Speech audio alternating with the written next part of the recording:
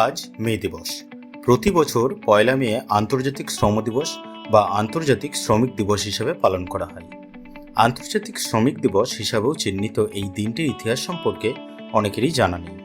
চলুন জেনে নেওয়া যাক কেন পালন করা হয় এই দিনটি। আর বন্ধুরা, ভিডিওটি ভালো লাগলে অবশ্যই লাইক, কমেন্ট ও শেয়ার করতে ভুলবেন না।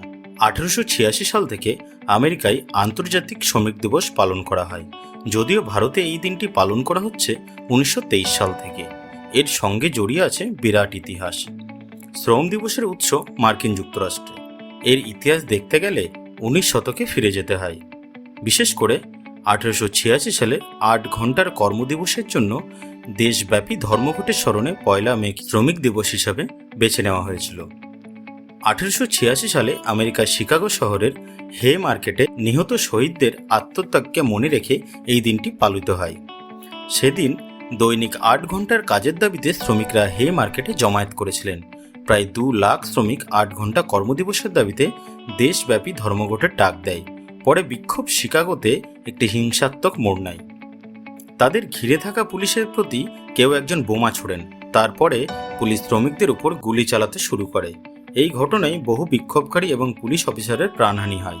1889 সালে আন্তর্জাতিক সমাজতান্ত্রিক সম্মেলনে হে মার্কেটের ঘটনাকে স্মরণ করার জন্য পয়লা মে শ্রমিক দিবস হিসাবে মনোনীত করে।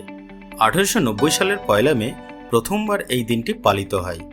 আজ ভারতসহ 80টিরও বেশি দেশে শ্রম দিবস পালিত হয়। 1923 সালে লেবার পার্টি অব হিন্দুস্তান ভারতে প্রথমবার এই দিনটি পালন করার সিদ্ধান্ত নেয়। চেন্নাইয়ের আন্তর্জাতিক শ্রমিক দিবসের লাল পতাকা তোলা হয়। বিশ্বের রাজনৈতিক ইতিহাসে এটি অত্যন্ত গুরুত্বপূর্ণ একটি দিন হিসেবে চিহ্নিত। অন্যান্য বছরের মতো এবছরও বাকি পৃথিবীর পাশাপাশি ভারতেও এই দিনটি পালিত হবে। শ্রমিকরা অপরিসীম পরিশ্রমের মাধ্যমে দেশ গঠনে উল্লেখযোগ্য অবদান রেখেছেন। শ্রম দিবসের উদ্দেশ্য শুধু শ্রমিকদের কঠোর পরিশ্রমকে স্বীকৃতি দেওয়া নয়, বরং তাদের অধিকার সম্পর্কে শিক্ষিত করা এবং শোষণের হাত থেকে বাঁচানো। অনেক দেশে শ্রম দিবস একটি জাতীয় ছুটির দিন।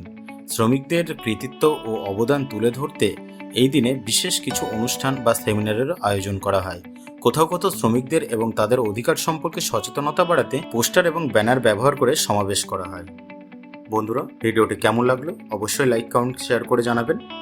আবার দেখা হবে পরের ভিডিওতে। ততক্ষণের জন্য ভালো থাকবেন। বিদায়।